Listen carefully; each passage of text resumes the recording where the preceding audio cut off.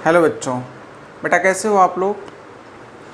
जैसा कि आपको पता है कि ये हम लोग का रिवीजन सीरीज़ चल रहा है। तो रिवीजन सीरीज़ में आज हम लोग पढ़ेंगे NCERT chapter number 4, that is a motion in a plane. Motion in a plane study करने से पहले सबसे पहले हम लोग जानेंगे कि what is the vector, vectors क्या होते हैं, उनकी एप्लीकेशंस क्या हैं। ठीक है, ये जानना क्यों ज़रूरी है, वेक्टर की नीड क्या है, क्यों हमने जो मोशन इन प्लेन स्टार्ट करने से पहले ये चीज़ चूज़ किया कि सबसे पहले हम वेक्टर्स के बारे में जानना है।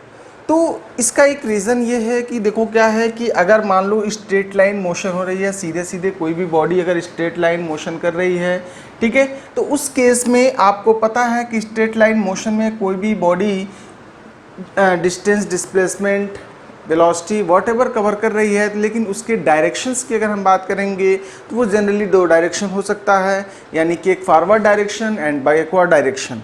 तो उसको हम पॉजिटिव और नेगेटिव साइन से डिनोट कर सकते हैं। लेकिन जैसे ही हम किसी प्लेन की बात करेंगे, चाहे 1 डायमेंशन 2 डायमेंशन प्लेन की बात कर लें या 3 डायमेंशन की बात कर लें, मतलब कि अगर हम प्लेन की बात करेंगे या किसी एक से ज़्यादा डायमेंशन में मोशन की बात करेंगे, तो वहाँ पर क्या होगा कि वहाँ पर डिफरेंट टाइप्स ऑफ प्लेन के लिए अलग अलग डायरेक्शंस पॉसिबल होंगे, यानी कि कोई भी बॉडी जो है डिफरेंट डायरेक्शन में मोशन कर सकती है। ठीक है, तो वहाँ पे उसकी डायरेक्शंस को डिसाइड कर पाना थोड़ा सा डिफ़िकल्ट हो जाएगा कि हम किसको पॉजिटिव ले लें या किसको निगेटिव ले लें। ठीक है, क्योंकि उसमें सिर्फ फॉरवर्ड बैकवर्ड नहीं होगा, लेकिन उनके अलावा फॉरवर्ड बैकवर्ड के अलावा जो है और भी चीज़ें उसमें इन्वॉल्व हो सकती हैं और भी अदर डायरेक्शंस इन्वॉल्व हो सकती हैं। तो इसके लिए जो है हम वेक्टर का कॉन्सेप्ट यूज़ करते हैं। ठीक है, तो वेक्टर बेसिकली क्या है, वेक्टर जो है आपका ऐसी क्वांटिटी जिसके पास क्या हो, मैग्नीट्यूड के साथ साथ डायरेक्शन भी हो। ठीक है, तो उसको हम बोलेंगे वेक्टर।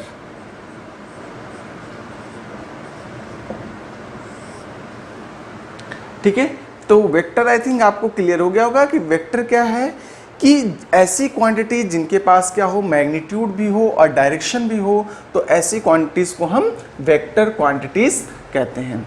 ठीक है, अब अगर हम वेक्टर्स की बात करेंगे तो वेक्टर्स जो है उसके बहुत सारे वैरायटीज़ हैं, लेकिन सबसे पहले हम पोजीशन और डिस्प्लेसमेंट वेक्टर क्या होते हैं इनके बारे में जान लें। या उससे पहले हम ये देख लें वेक्टर्स को रिप्रेजेंट कैसे करते हैं, यानी कि रिप्रेजेंटेशन ऑफ वेक्टर,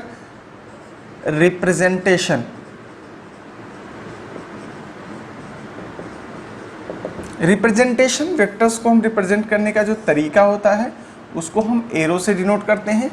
एरो में ये जो फ्रंट है इसको क्या बोलते हैं, हेड, एंड जो बैकवर्ड पोर्शन है उसको टेल कहते हैं। ठीक है, जैसे कि मान लिया हमने लिखा ए, तो कोई एक वेक्टर ए है तो उसके ऊपर अगर हमने एरो लिख दिया तो इसका मतलब ये क्वांटिटी क्या है, यानी कि जैसे ए है इसके अंदर मैग्नीट्यूड भी है और डायरेक्शन भी है, यानी कि एक वेक्टर क्वांटिटी है। कहीं कहीं पर आपको वेक्टर को रिप्रेजेंट करने का, यानी कि जैसे ये ए है इसको हमने थोड़ा सा बोल्ड कर दिया, क्या कर दिया, बोल्ड कर दिया। ठीक है, तो बोल्ड लेटर में अगर आपको लिखा हुआ कहीं मिल जाए तो भी हम उसको वेक्टर्स कह सकते हैं, यानी कि तो भी हम उसको क्या समझेंगे, वेक्टर है। ठीक है, तो वेक्टर को जनरली या तो हम एरो से डिनोट करते हैं, यानी कि जब जैसे एरो क्या हो सकता है कि वो पोजीशन हो सकता है, डिस्प्लेसमेंट वेक्टर हो सकता है, वॉटेवर जिस भी टाइप का वेक्टर होगा उसको हम डिनोट करने के लिए, यानी कि पिक्टोरियल रिप्रेजेंटेशन जो है वेक्टर का क्या होता है, एरो होता है। बाकी आपका जो लिखने का तरीका होता है वो कोई भी जो अल्फ़ाबेट्स हैं, अल्फ़ाबेट्स या कोई भी आप वेरिएबल्स लेते हो, ठीक है, उन वेरिएबल्स को के ऊपर जो है एरो का साइन बना दोगे तो वेक्टर को हम इस तरह से रिप्रेजेंट कर सकते हैं। ठीक है, अब अगर हम बात करें displacement vector, displacement and position vector, displacement and position vector. तो डिस्प्लेसमेंट एंड पोजीशन वेक्टर क्या होता है, पोजीशन वेक्टर से मतलब है कि ऐसा वेक्टर कि जो किसी भी बॉडी के पोजीशन को डिनोट करे, तो उसको हम क्या बोलेंगे, पोजीशन वेक्टर। जैसे कि ये मान लो ये पॉइंट है, इस पॉइंट की पोजीशन को डिनोट करना है, तो इसकी पोजीशन को डिनोट करने के लिए जनरली हम क्या करते थे, कोऑर्डिनेट एक्सिस का यूज़ करते थे। जैसे कि मान लो ये एक्स एक्सिस है, ये वाई एक्सिस है, किसी भी प्लेन में अगर हम किसी भी पॉइंट को, पोजीशन को अगर हमें डिनोट करना है तो कोऑर्डिनेट एक्सिस का यूज़ करते थे, लेकिन यहाँ पर हम क्या करेंगे, वेक्टर अब यूज़ करेंगे, यानी कि वेक्टर यूज़ करना है। जैसे मान लो इसकी पोजीशन यहाँ से बतानी है तो इसको हम सीधे एक वेक्टर से डिनोट कर देंगे, ठीक है, इस एरो से। ये मान लिया कि ये वेक्टर क्या है, आपका ए है। सपोज कि ये पॉइंट हमारा पी था, ये पॉइंट यहाँ से मूव करके मान लो यहाँ पे चला आया, this is a point Q. अगर अब इसकी पोजीशन वेक्टर क्या होगा, पहले पोजीशन वेक्टर ए था, अब इसका नया पोजीशन वेक्टर क्या हो गया, बी, ठीक है। तो ए से बी के यानी पोजीशन वेक्टर में जो चेंज हुआ है, यानी कि इसके डायरेक्शन में ए टू बी, यानी कि ये जो आपका वेक्टर होगा आर वेक्टर, इसको हम बोलेंगे क्या, डिस्प्लेसमेंट वेक्टर, डिस्प्लेसमेंट वेक्टर, ठीक है। तो मतलब किसी भी बॉडी की पोजीशन को डिनोट करने वाला जो वेक्टर होता है उसको हम पोजीशन वेक्टर कहेंगे। और जब कोई भी बॉडी एक पोजीशन से दूसरी पोजीशन के बीच में जो वेक्टर डिनोट करता है, जो डायरेक्शन दिखाता है, ठीक है, तो उसको हम बोलते हैं डिस्प्लेसमेंट वेक्टर, ठीक है। और यहाँ पे ए और बी आपके क्या हो जाएंगे, A vector and B vector are the position vectors of P and Q respectively, ठीक है। P और Q की पोजीशन वेक्टर्स हैं। अब इसी तरह से अगर हम पोलर नॉन पोलर वेक्टर्स की बात करेंगे या पोलर या एक्सियल वेक्टर्स की बात करेंगे, तो पोलर वेक्टर क्या होता है, जिसका ऐसा वेक्टर जिसके पास क्या हो, एक पोल हो, ओरिजिन हो, तो उसको हम पोलर वेक्टर कहते हैं, ठीक है। तो ऐसा वेक्टर जिसके पास क्या हो, ओरिजिन पॉइंट हो, तो उसको हम पोलर वेक्टर कहेंगे। तो देख लेते हैं पोलर वेक्टर क्या है आपका।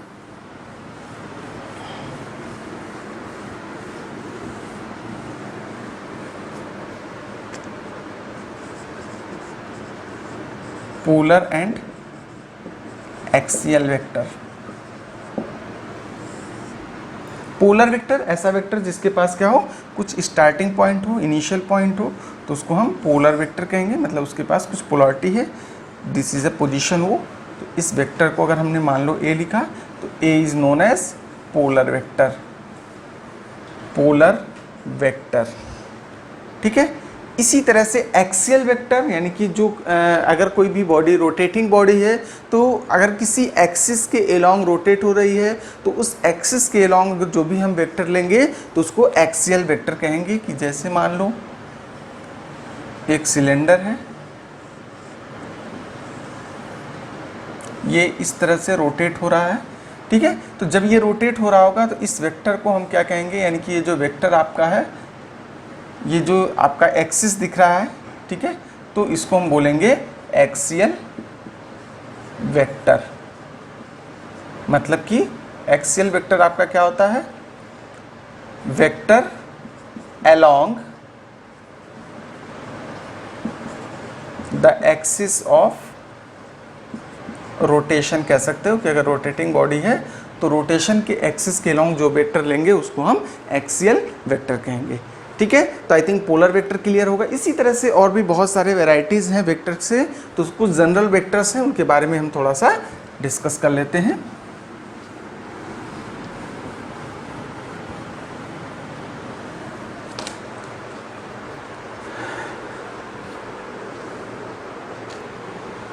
देखो बेटा, अगर वेक्टर्स के और भी टाइप्स देखें तो ये जो जनरल टाइप्स हैं वेक्टर्स के, सबसे पहले हम बात करेंगे इक्वल वेक्टर्स।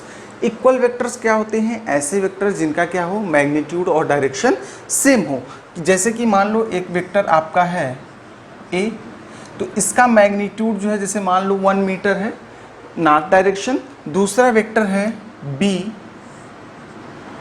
इसका जो मैग्नीट्यूड है ये भी है 1 मीटर, डायरेक्शन क्या है, मान लो इसका भी नॉर्थ है, तो हम कहेंगे ए और बी इक्वल वेक्टर्स है। मतलब कि ऐसे वेक्टर्स जिनका मैग्नीट्यूड और डायरेक्शन दोनों क्या हो, सेम हो, तो उनको हम इक्वल वेक्टर्स बोलते हैं। उसी तरह से हम बात करेंगे निगेटिव ऑफ ए वेक्टर। किसी भी वेक्टर का निगेटिव का मतलब क्या होता है, कि जैसे कि मान लो अगर आपका एक वेक्टर ये है ए, ए वेक्टर मान लो ये है, इस डायरेक्शन में इंडिकेट कर रहा है, ठीक है। तो सेम मैग्नीट्यूड का उसके अपोजिट या एंटी पैरेलल जो वेक्टर होता है उसको हम बोलते हैं नेगेटिव वेक्टर। मतलब कि अपोजिट डायरेक्शन में अगर हम कोई वेक्टर ले लें इस डायरेक्शन में, ठीक है, दैट इज बी वेक्टर, तो हम लिख सकते हैं कि if mod of A is equal to mod of B, दोनों का मैग्नीट्यूड सेम है, तो हम उस केस में लिख सकते हैं A vector is equal to minus times of B vector, ठीक है। कि मैग्नीट्यूड अगर दोनों का सेम है तो इसको हम इस तरह से लिख सकते हैं। तो किसी भी वेक्टर का निगेटिव का मतलब क्या है कि उस सेम मैग्नीट्यूड का अपोजिट डायरेक्शन में अगर हम वेक्टर ड्रॉ करेंगे तो उसको निगेटिव ऑफ ए वेक्टर कहेंगे। नेक्स्ट आपका आता है modulus of A vector. Modulus of vector basically अगर हम बात करें कि मॉड, जैसे कि यहाँ पे हमने ये इंडिकेट किया है मॉड, मॉड का मतलब क्या होता है मैग्नीट्यूड, ठीक है। तो मॉडुलस ऑफ ए वेक्टर, किसी भी वेक्टर के मॉडुलस की अगर हम बात कर रहे हैं तो इसका मतलब कि हम उसके मैग्नीट्यूड्स की बात कर रहे हैं, ठीक है। ये मॉडुलस ऑफ ए वेक्टर, किसी भी वेक्टर का जो मॉडुलस होता है वो कैसी क्वांटिटी होती है, स्केलर क्वांटिटी होती है, क्योंकि मैग्नीट्यूड की हम बात कर रहे हैं तो मैग्नीट्यूड सिर्फ जो है स्केलर क्वांटिटी होगा। इसके बाद से हम बात करेंगे यूनिट वेक्टर। तो यूनिट वेक्टर किसी भी डायरेक्शन में अगर उसका मैग्नीट्यूड क्या हो, 1 हो, यानी कि वेक्टर की डायरेक्शन में vector having magnitude 1 unit in the direction of vector,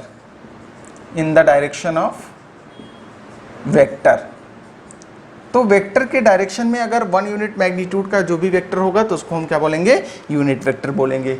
इसके बाद से हम नेक्स्ट टाइम बात करेंगे फिक्स्ड वेक्टर। फिक्स्ड वेक्टर जिसका स्टार्टिंग पॉइंट क्या हो, फिक्स्ड हो, कि वो वहीं से स्टार्ट होगा, तो ऐसे वेक्टर्स को हम क्या बोलेंगे, फिक्स्ड वेक्टर। यानी कि वेक्टर जिसका स्टार्टिंग पॉइंट क्या हो, स्टार्टिंग पॉइंट फिक्स्ड हो, ठीक है।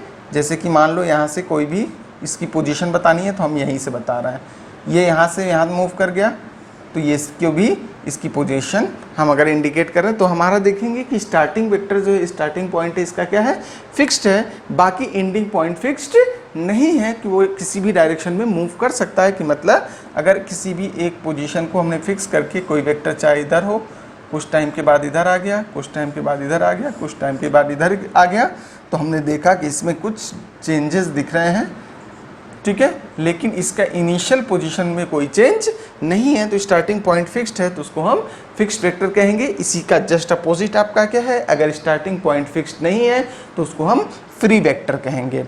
इसके बाद से नेक्स्ट टर्म आता है कोलीनियर वेक्टर। को मतलब होता है साथ, लीनियर मतलब एक लाइन में, यानी कि ऐसे वेक्टर्स जो क्या हो, एक दूसरे के अलोंग हो या एक लाइन में हो, यानी कि एकदम बिल्कुल पैरेलल हो, तो उनको हम कोलीनियर वेक्टर कहेंगे। यानी कि मान लो कि एक वेक्टर ये है, दूसरा वेक्टर ये है, तो इन दोनों को हम क्या बोलेंगे, कोलीनियर वेक्टर। एक लाइन में हो या फिर दोनों पैरेलल हो, एक ही डायरेक्शन में हो, यानी कि एक से ज़्यादा वेक्टर्स अगर एक ही डायरेक्शन में हैं तो उन सभी वेक्टर्स को हम कोलीनियर वेक्टर्स कहेंगे।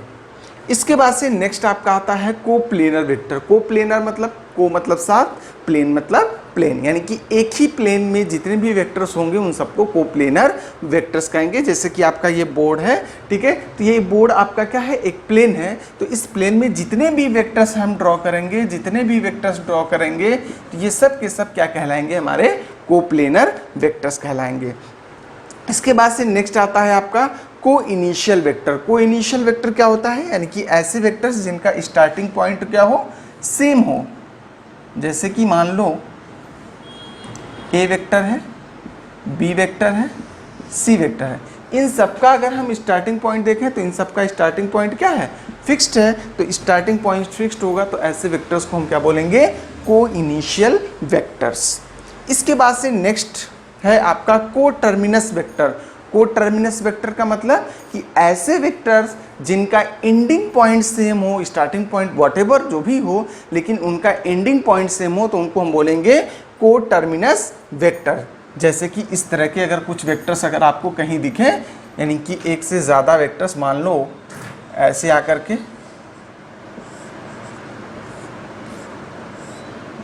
ठीक है, तो हमने देखा कि सबका स्टार्टिंग पॉइंट अलग अलग है, लेकिन एंडिंग पॉइंट क्या है, सभी वेक्टर्स का सेम है, यानी कि जो टर्मिनेशन हो रहा है वो सेम पॉइंट पे हो रहा है, तो हम इनको को टर्मिनस वेक्टर्स कहेंगे। ये जितने भी वेक्टर्स दिख रहे हैं आपके को टर्मिनस वेक्टर होंगे।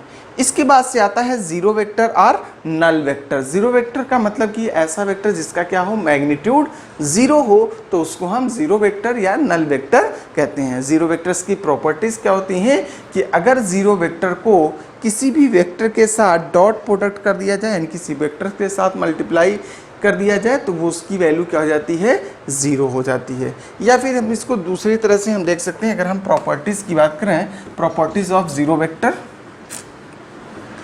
तो अगर ज़ीरो वेक्टर मतलब कि जैसे मान लो ज़ीरो से किसी भी वेक्टर को अगर हम मल्टीप्लाई करेंगे तो हमें आंसर क्या मिलेगा, ज़ीरो वेक्टर, ठीक है। या फिर अगर मान लो ज़ीरो वेक्टर है, ज़ीरो वेक्टर में कोई भी नंबर अगर हम मल्टीप्लाई करेंगे तो ये क्या रहेगा, ज़ीरो वेक्टर ही रहेगा, मतलब कि इसमें कोई चेंजेस नहीं होंगे, ठीक है। इसी तरह से अगर हम बात करें कि जैसे मान लो n of b vector is equal to m of a vector, तो अगर ये कंडीशन आपको दिख रही है, यानी कि इस वेक्टर को कुछ किसी नंबर से मल्टीप्लाई कर दिया, इस वेक्टर को किसी भी नंबर से मल्टीप्लाई कर दिया, कोई स्केलर क्वांटिटी से मल्टीप्लाई कर दिया, तो ये दोनों अगर इक्वल हैं तो ये दोनों इक्वल तभी हो सकते हैं जब आपका b vector is also a zero vector and a vector is also a zero vector या नल वेक्टर। यानी कि जब a और b जो है आपके जीरो वेक्टर या नल वेक्टर होंगे तभी ये कंडीशन होल्ड कर सकती है, ठीक है। तो ये सारे टर्म्स जानने ज़रूरी थे। इसके बाद से आगे हम लोग देखेंगे वेक्टर एडिशन, ठीक है। तो वेक्टर एडिशन क्या होता है आइए देख लेते हैं। वेक्टर अलजेब्रा में सबसे इम्पोर्टेंट रोल है, यानी कि वेक्टर्स को कैसे हम ऐड करते हैं, एडिशन ऑफ अ वेक्टर।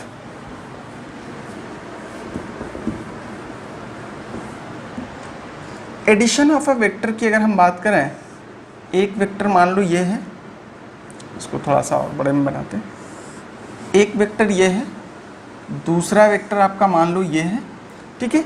हमने कहा एक वेक्टर a, दूसरा वेक्टर b, दोनों के बीच में जो एंगल था, इसको थोड़ा सा हम आगे इधर स्लाइड कर दें, तो इनके बीच में जो एंगल है मान लो थीटा, ठीक।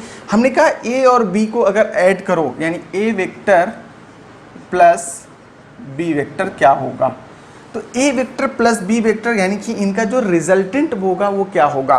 तो इसके लिए देखो हम लॉज यूज़ करते हैं, जैसे एक लॉ है आपका triangle law of vector addition, दूसरा लॉ आपका है parallelogram law of vector addition. तो triangle law of vector addition क्या कहता है कि अगर पहले वेक्टर का, ये दो वेक्टर हैं, ये या तो ऐसे लिखे हो सकते हैं या फिर जो है आपके पास इस तरह से हो सकता है, कोई इनिशियल वेक्टर हो सकते हैं,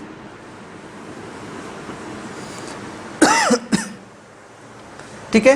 तो अगर मान लो तो इस तरह से अगर दिखे तो इसको हम जो है अगर इसको थोड़ा सा कंस्ट्रक्ट करें, इसका रिफ्लेक्शन यहाँ बना लें और इसका रिफ्लेक्शन यहाँ बना लें, तो ये लाइक का पैरेललोग्राम होगा, ठीक है। तो अब यहाँ पे क्या होगा कि अगर मान लो triangle law of vector addition क्या कहता है कि ए फर्स्ट वेक्टर का हेड दूसरे वेक्टर के टेल के साथ अगर रखा हो तो वहाँ पे हम कौन सा लॉ यूज़ करते हैं, triangle law. A triangle law के अकॉर्डिंग, ठीक है, if first vector head of the first vector is aligned with the tail of the second vector, then the resultant vector will be the such that the head of the resultant vector will be the head of the second vector and tail of the resultant vector will be the tail of the first vector। यानी कि जो आपका resultant vector है वो second vector के किसके साथ, resultant vector का जो हेड है वो मतलब सेकेंड वेक्टर के हेड के साथ रखा होगा और रिजल्टेंट वेक्टर का जो टेल है, रिजल्टेंट वेक्टर का जो टेल है वो आपका क्या है, फर्स्ट वेक्टर के टेल के साथ रखा होगा। तो यानी इसको हम बोलेंगे रिजल्टेंट वेक्टर। तो this is equal to R vector, यानी कि ये आपका रिजल्टेंट वेक्टर है। अब इसकी वैल्यू हम कैसे निकालेंगे, मैग्नीट्यूड अगर हमें निकालना है तो मैग्नीट्यूड निकालने के लिए हम एनालिटिकल मेथड यूज़ करते हैं, ठीक है। तो एनालिटिकल मेथड्स यूज़ करने से पहले हम ये जान लें कि वेक्टर्स का रिजोल्यूशन ऑफ अ वेक्टर, यानी कि वेक्टर्स को हम कैसे रिजॉल्व करते हैं। ठीक है बेटा, तो अगर हम यहाँ पे सबसे पहले हम बात करेंगे रिजोल्यूशन ऑफ अ वेक्टर। तो रिजोल्यूशन ऑफ वेक्टर से मतलब क्या है कि जैसे कि मान लो कोई एक वेक्टर है, इसको रिजॉल्व करो इस तरह से, यानी कि एक से ज़्यादा पार्ट में अगर इस तरह से इसको रिजॉल्व करो ताकि जो उनका रिजल्टेंट मिले वो इसी वेक्टर के इक्वल आए। ठीक है, तो अगर हम इसको सिंपली इसको क्या मान लें, एक स्लेंट आपको दिख रहा है वेक्टर। ठीक है, तो अगर ये स्लेंट है तो इसको हम एक ट्राइंगल का, राइट एंगल ट्राइंगल का हाइपोटेन्यूज कंसीडर कर लें। ठीक है, तो क्या हो जाएगा कि अगर इस पर हम राइट एंगल ट्राइंगल कंस्ट्रक्ट करें तो कुछ इस तरह का आएगा, कुछ ऐसा आएगा कि नहीं आएगा, बोलो, ऐसा आएगा। ये एंगल मान लो क्या है, यानी कि जिस इंक्लिनेशन एंगल है वो आपका थीटा है। ठीक है, तो हम क्या देखेंगे, थीटा जिसके साथ लगा हुआ है, अगर इसके सिर्फ मैग्नीट्यूड, ये मान लो ए वेक्टर है तो इसका मैग्नीट्यूड इस डायरेक्शन में अगर हम देखेंगे तो क्या जाएगा, ए कॉस थीटा। कैसे आएगा भाई, देखो यहाँ पे ये क्या है, base upon hypotenuse is equal to cos theta. तो अगर हमें बेस निकालना तो base is equal to hypotenuse into cos theta, hypotenuse into cos theta. उसी तरह से यहाँ पे आपका अगर मान लो कि परपेंडिकुलर निकालना है तो परपेंडिकुलर इज इक्वल टू क्या जाएगा, हाइपोटेन्यूज साइन थीटा, यानी कि देखो b upon H is equal to cos theta, तो b इज इक्वल टू होता है आपका h कॉस थीटा। उसी तरह से p upon H is equal to sine theta, तो p इज इक्वल टू हो जाएगा h साइन थीटा। उसी तरह से इसका ये वाला कंपोनेंट क्या जाएगा, a साइन थीटा। तो अगर हम मान लो कि ये वेक्टर है, इसका मैग्नीट्यूड मान लिया कि b है, तो b मैग्नीट्यूड है तो इसके एलोंग इस डायरेक्शन में क्या जाएगा, b कॉस थीटा, और इस डायरेक्शन में यानी कि इसके लॉन्ग क्या जाएगा, b साइन थीटा। ठीक है, अब अगर हम देखें ये जो बड़ा वाला ट्राइंगल आपका दिख रहा है, इस बड़े वाले ट्राइंगल में यानी कि जो रिजल्टेंट वेक्टर का डायरेक्शन है ये हमने मान लिया कि पहले वेक्टर से अल्फा एंगल पर है। ठीक है, तो अगर हम मान लो आर वेक्टर फाइंड आउट करना चाह रहे हैं तो आर वेक्टर का अगर हमें मैग्नीट्यूड लेना है तो हम देख रहे हैं कि एक ये राइट एंगल ट्राइंगल है, तो राइट एंगल ट्राइंगल यानी कि ये जो आपका एक राइट एंगल ट्राइंगल दिख रहा है, ठीक है, ये एक राइट एंगल ट्राइंगल दिख रहा है, इसमें ये आपका बेस, ये परपेंडिकुलर और ये हाइपोटेन्यूज।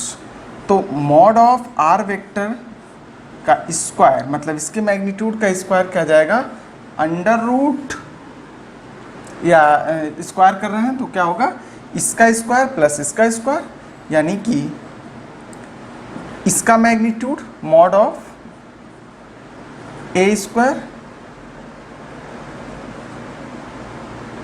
ए प्लस बी कॉस थीटा का होल स्क्वायर लिख सकते हैं। यहाँ पे b का क्या लेंगे, मैग्नीट्यूड लेंगे, ध्यान रखना ये b का मैग्नीट्यूड लेते हैं, ये भी b का मैग्नीट्यूड लेते हैं, प्लस यहाँ पे क्या जाएगा, magnitude of b sine theta का होल स्क्वायर। इसको ओपन कर लेंगे तो ये आपका क्या जाएगा, mod of A square plus mod of b square cos square theta plus 2 mod of a mod of b cos theta plus mod of b square sine square theta.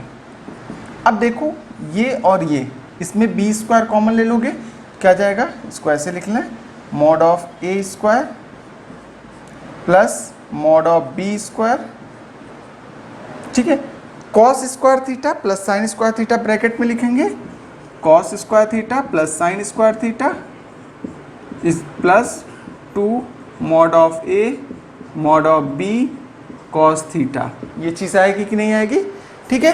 तो अब ये क्या हो जाएगा 1, तो ये आ गया आपका mod of A square plus mod of B square plus 2 mod of A mod of B cos theta.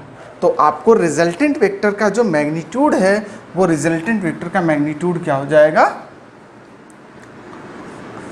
Are का जो मैग्नीट्यूड है मॉड निकालोगे तो अंडर रूट हो जाएगा mod of A square plus mod of B square plus 2 times mod of A mod of B cos theta. इतनी बात clear हो गई होगी बेटा, ठीक है। तो यहाँ पे आपको क्या मिला, यानी कि जो पहले वेक्टर का मैग्नीट्यूड का स्क्वायर प्लस दूसरे वेक्टर के मैग्नीट्यूड का square plus 2ab cos theta. Cos यहाँ पे थीटा क्या होता है, दोनों वेक्टर्स के बीच का एंगल। अगर मान लो कि दो वेक्टर्स हैं और दोनों क्या हैं, परपेंडिकुलर हैं, एक दूसरे के क्या हो जाए, परपेंडिकुलर हो जाए, ठीक है। कॉस थीटा यानी कि थीटा 90 हो जाएगा, कॉस 90 की वैल्यू 0 होती है, तो ये टर्म 0, मतलब इन दोनों का स्क्वायर करके ऐड कर लेंगे। अब अगर आपको डायरेक्शन निकालना है, भाई देखो मैग्नीट्यूड तो निकल गया रिजल्टेंट वेक्टर का, अब वेक्टर है तो जाहिर सी बात है इसके पास क्या होना चाहिए, डायरेक्शन भी होना चाहिए। तो अगर हमें डायरेक्शन फाइंड आउट करना है तो क्या करेंगे, तो डायरेक्शन फाइंड आउट करने के लिए चलिए देखते हैं क्या कर सकते हैं।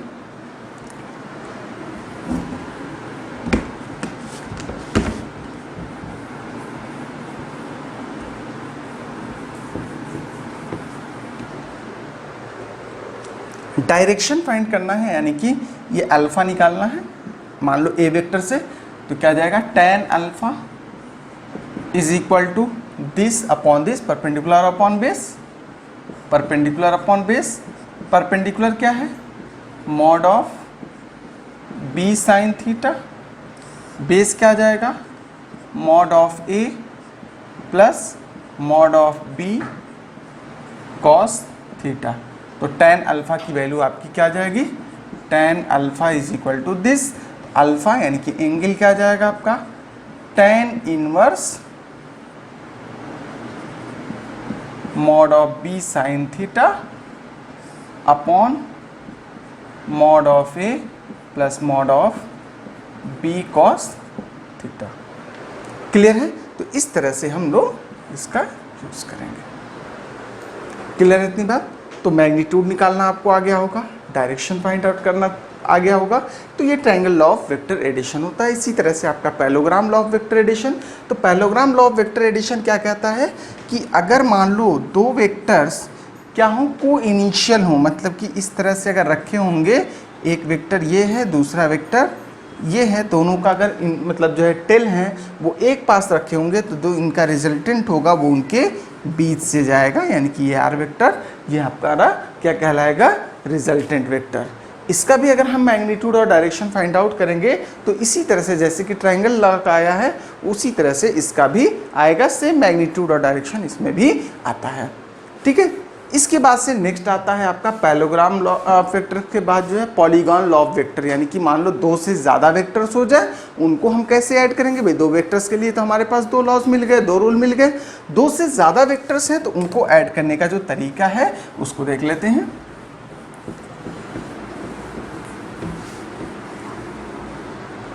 नेक्स्ट है आपका क्या, polygon law of vector addition. More than two vectors को ऐड करने के लिए हम पॉलीगॉन लॉ यूज़ करते हैं। तो पॉलीगॉन लॉ क्या कहता है, यानी कि जो फर्स्ट वेक्टर है, दूसरा वेक्टर है, तीसरा वेक्टर है, चौथा वेक्टर है, ठीक है। इस तरह से एक से ज़्यादा वेक्टर्स है तो अगर इनका एडिशन देखें तो जैसे मान लो इन दोनों का एडिशन क्या होगा, जैसे इसको हमने 1 कहा, इसको 2 कहा, तो इन दोनों का एडिशन क्या आएगा, 1 + 2, ये 3 है, ठीक है, ये 4 है, ये 5 है, ठीक है। अब अगर हम बात करें तो इन दोनों का एडिशन क्या आएगा, ये आएगा 1 + 2 + 3, मतलब 1 + 2 ये था +3। उसी तरह से इन दोनों का एडिशन करेंगे तो 1 + 2 + 3 + 4। इसका और इसका एडिशन करेंगे तो ट्रायंगल लाइन वही यहाँ पे भी लग रहा है एक तरह से, तो 1 + 2 + 3 + 4 + 5। तो polygon law of vector addition क्या कहता है कि चाहे जितने भी वेक्टर्स होंगे, जो रिजल्टेंट वेक्टर आपका आएगा वो क्या होगा कि लास्ट वेक्टर का टेल रिजल्टेंट वेक्टर के टेल के साथ होगा, और जो इनिशियल वेक्टर है यानी कि फर्स्ट वेक्टर है, तो फर्स्ट वेक्टर का जो लास्ट वेक्टर का जो आपका हेड है रिजल्टेंट वेक्टर के हेड के साथ रहेगा, और जो फर्स्ट वेक्टर का टेल है वो रिजल्टेंट वेक्टर के टेल के साथ रहेगा। ठीक है, तो इस तरह से हम polygon law of vector addition use करते हैं। नेक्स्ट है आपका orthogonal triad of unit vector और बेस वेक्टर। ठीक है, तो orthogonal triad of unit vector क्या होता है या बेस वेक्टर किसको कहते हैं ये जान लेते हैं थोड़ा।